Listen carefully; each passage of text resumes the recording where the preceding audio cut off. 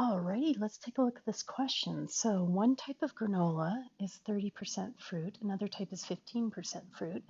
What mass of each type of granola should be mixed to make 600 grams of granola that is 21% fruit? Whew, okay, that's a mouthful. So when you read one of these, first just get a general idea of what type of question this is, and then focus in on what they're asking you to find. It says what mass of each type of granola. So we're going to start with our let statements. So we're going to let, I don't know, we could say X, I guess, doesn't matter, equal the mass of, say, 30% fruit granola. That's that type. And the units would be grams, we're going to say. So grams. And then we'll let, say, Y equal the mass of the 15% fruit granola. Okay, and that's also in grams, of course. And the reason why we chose grams is because they mentioned 600 grams, so we want to make sure the units are the same. All right, now we're going to come up with the equations. Now that we know X represents the mass of the 30% fruit, Y is the mass of the 15% fruit granola. So if we know the total mass is that 600 grams, that would mean we could write X, the mass of the one, plus Y, the mass of the other, should be mixed together to make a total mass of 600. So there's one equation. Now we need one more equation if we're going to solve this. So the other one's going to involve the percent. So if we go 30%, which is divide by 100 to get it as a decimal, 0.3, and if we multiply that by X, that's going to represent how much fruit is in the mass of fruit that's in that granola. So for Y, we would go 15%, so 0.15, times the mass of the 15%, which is Y. Okay, so now that's the mass in the of fruit in the other one. Now, they tell us that the final mixture is 21% fruit.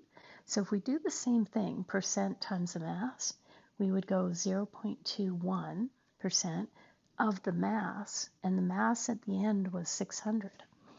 And there we go. All right, now let's take, those are our two equations. I think I'm going to solve by substitution. So I'm going to take that first equation, say isolate Y, by subtracting X on both sides. Minus X, we get Y equals 600 minus X. Now, where we see Y in the second equation is where 600 minus X is going to substitute in, like that.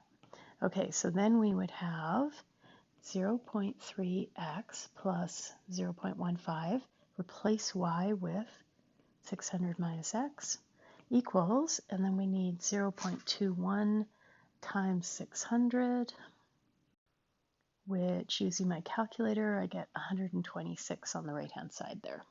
So that part there equals 126. All right, now we're going to simplify the left-hand side, which means we want to multiply that 0.15, distribute it through the brackets. So 0.15 times 600 is going to be 90 minus 0.15 times x. So there. And left-hand side, we could still add those x's together. So 0.3x minus 0.15x is going to be, oh, I did that wrong, that's just going to be 0.15x. And plus 90 equals 126. We want to isolate x because we're trying to solve for x. So we subtract 90 from both sides, and we would get 0.15x equals 36, and then we divide both sides by 0.15 so that we can get x all by itself. 0.15, all right, let's see what we get when we throw that in the calculator. And I get 240, and that represented the mass of the 30% fruit granola, so it'd be 240 grams, but we'll write a sentence at the end.